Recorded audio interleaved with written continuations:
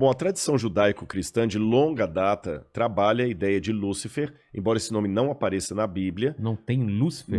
Não tem. Lúcifer ou Lutíferos. Estrela da Manhã? Estrela da Manhã. Lutíferos é Estrela da Manhã o que aparece na Bíblia, né? Só que o livro de Isaías, de novo, aí, Lúcifer veio graças a Jerônimo. Quando Jerônimo traduziu a Bíblia para o latim, ele traduziu a expressão Estrela da Manhã, ou Estrela da Alva, para Lutíferos. Lutíferos em latim, lute, luz. Ferus, que carrega. Aquele que carrega a luz. Transportador de luz, portador de luz. E acabou que Lutíferos, por vias do latim corrompido, virou um nome próprio e virou o nome do ser angelical que caiu, embora esse nome não esteja na Bíblia como nome próprio. A Bíblia o chama de acusador, que em hebraico seria Satã. Satã é advogado de acusação, não é? Às vezes o apelido também de Diabolos.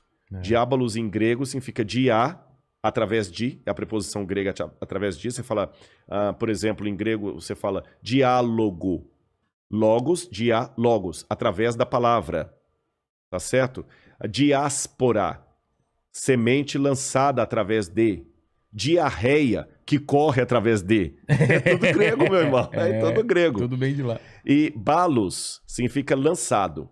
Tanto é que balística, bala de revólver, balaustre, né? Balos é lançado em grego. Diabalos, aquele que foi lançado através de, para fazer uma referência a quando ele caiu do céu. Mas esses nomes, Lúcifer, Diabo, Satã, que eu falei adversário, são apelidos, títulos que esse ser angelical, um querubim, foi adquirindo ao longo do tempo, o opositor. Né? A gente não sabe qual que é o nome próprio dele, a CNH dele. Né? Quando Jesus joga os diabos, os demônios no porco, é outra coisa. É outra coisa. Ali é interessante, porque os demônios que estão ali, eles pedem a Jesus, lança-nos aos porcos. Ali são demônios, né? A palavra demônio também é interessante porque a gente tem que cuidar, porque no grego vem da palavra gênio. Gênio. O cristianismo acabou pegando a palavra gênio, também por vias do judaísmo do segundo templo. Gênio de muito inteligente? Não, gênio de genialidade mesmo, de personalidade humana. Um gênio, tá. É porque você tem em grego, por exemplo, o Aristóteles fala do eudaimonia, né? O bom gênio, a sua disposição. O gênio é o que você é. A sua disposição, a sua psique, a sua alma, é o seu gênio. Então, eudaimonia era aquela pessoa que tinha virtuosa. Achei uma boa tradução. Embora aretes também seria virtuoso em grego, mas vou falar de eudaimonia, a pessoa virtuosa em grego. Só que daimonion significa aquele gênio que pode ser bom ou ruim. Mas você sabe, as palavras sofrem semântica. E daimônio acabou sendo incorporado pelo cristianismo primitivo, por vias do Novo Testamento grego e depois do latim, como sendo uma marca, um título para os anjos que seguem Satanás na rebelião dele. Mas como eu falei, a gente não tem a CNH do inimigo de Deus. E ele fala que legião, né? Legião. Mas ali tem uma coisa interessante, o porquê de legião. Quando Marcos cita aquilo ali, Marcos é muito irônico. Papias foi um escritor cristão do segundo século, ele dizia que Marcos escrevia orientado por Pedro. E Pedro era um camarada bem-humorado. Pedro era aquele tiozão do churrasco. Né? Pedro era um Bolsonaro. A vida sem entrar pra política, aí, né? Tá ok? Exatamente. Meu, não vai fazer não, né? Tá ligado. É demônio, né? Tá ligado aí nos porcos aí, né? Não vai me atrapalhar, pô. Trabalhar meu governo aqui, pô. Tô querendo falar direitinho aqui, você vem falar. Não dá, pô. Acho que eu nunca... Quando você ia imaginar que o Rodrigo imitava o Bolsonaro, hein? Nossa, mãe, viu? Aliás, não sei, lógico que eu não sei se ele vai ver isso, mas um grande beijo para toda a família dele lá. A esposa dele muito querida, já falei com ela por telefone, já orei. A filha dele chama-se Laura também, que é o nome da minha esposa. Tá lá, tem meu livro lá, tava lendo e tudo. Então, pessoas do bem. Mas, isto posto, eu sei que alguns o acham um ótimo presidente, outros ridicularizam, não estou aqui falando da política, eu só dei esse exemplo aqui. O Pedro, ele tinha aquela personalidade do Bolsonaro. Ele falava primeiro para depois ele pensar no que fez, e era um camarada muito alegre, aquele tiozão do churrasco ali, esse era o Pedro. Sim. E essa imagem de Pedro passa pelo Evangelho de Marcos, que segundo Papias escreveu sobre Pedro. E ele é muito irônico. E como eu falei... parte do Legião aí? Exatamente. Porque está em Marcos. Todos os evangelistas, com exceção de João, contam essa história. Mas olha que interessante. Quando os outros evangelhos, Lucas e Mateus, contam esse episódio, eles contam o seguinte, que Jesus chegou em Gadara, aí chegou um menino endemoniado, tá certo? E Jesus expulsou o demônio falou assim, manda-nos aos porcos. Aí Jesus falou, pode ir para os porcos caem no mar, morrem, o povo da cidade fica desesperado, porque teve prejuízo com os porcos, manda Jesus embora dali. Ele querendo fazer o bem e ainda... Fazer o bem vai embora. Quer dizer, o porco é mais valioso do que o menino. Pô, o cara curou o filho ali deles e tudo e tal. Não, a gente prefere o cara endemoniado, não vão perder nosso dinheiro, não. Só que Marcos conta a mesma história de uma maneira mais irônica.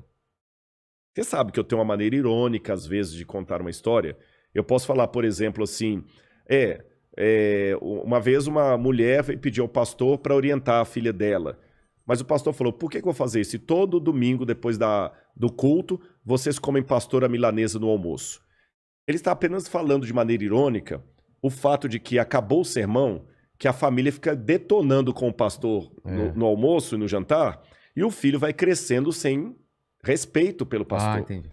Só que ele falou isso de uma maneira irônica. Exatamente. Vocês comem pastora milanesa no almoço e quer que eu vá lá resolver. Ele vai me ver como alguém a ser detonado no almoço. Foi isso que Marcos fez junto com Pedro. Na versão deles, Jesus fala o seguinte.